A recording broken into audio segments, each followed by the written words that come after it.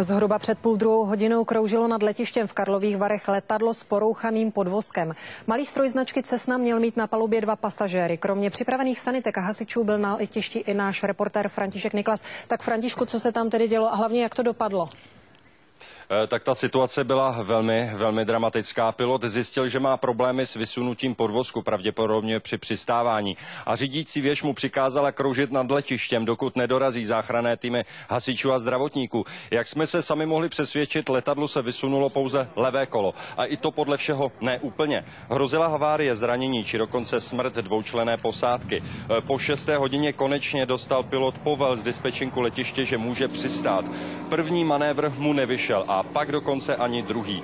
Pohonné hmoty mu rychle docházely, začalo se stmívat, takže světelné podmínky stále horší a horší. Naštěstí na potřetí se letadlo před 6:30 na zem dostalo, teď to můžete vidět.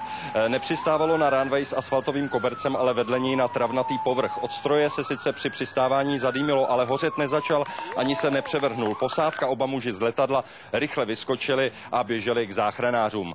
Podle dostupných informací jsou muži v pořádku, případ bude zřejmě vyšetřovat letecká inspekce společně s policií.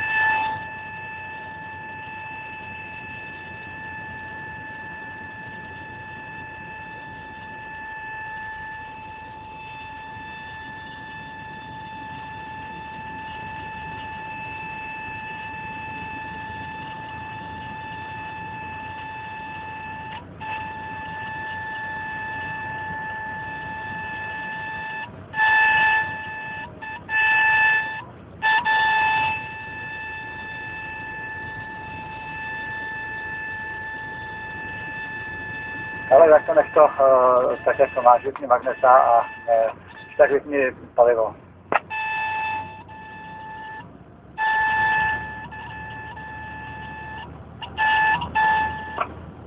Tak hodně štěstí, vytrastování 1 na 8 stupňov 2 uzly a dráha 3.0 přistání Poleno.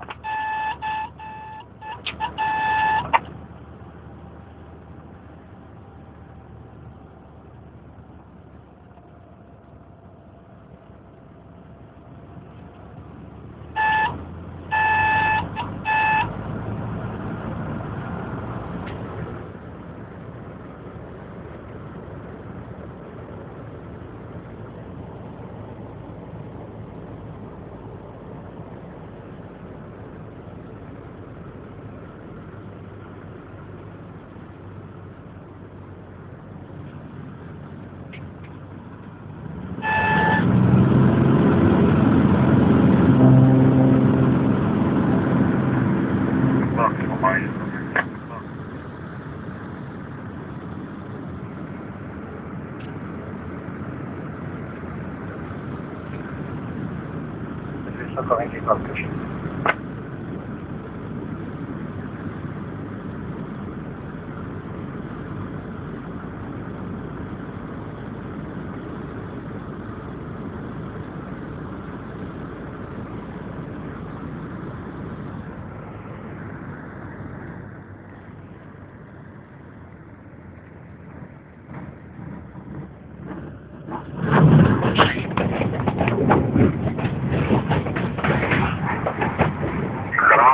Jak do maminky.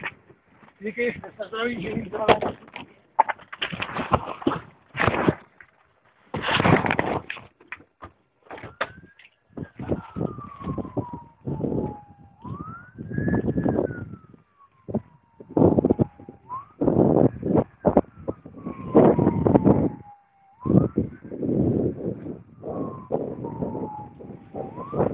Si to nafilmuju. Jinak, máte někdo na videu aspoň?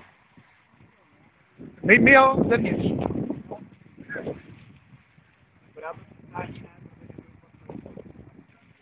Fakt?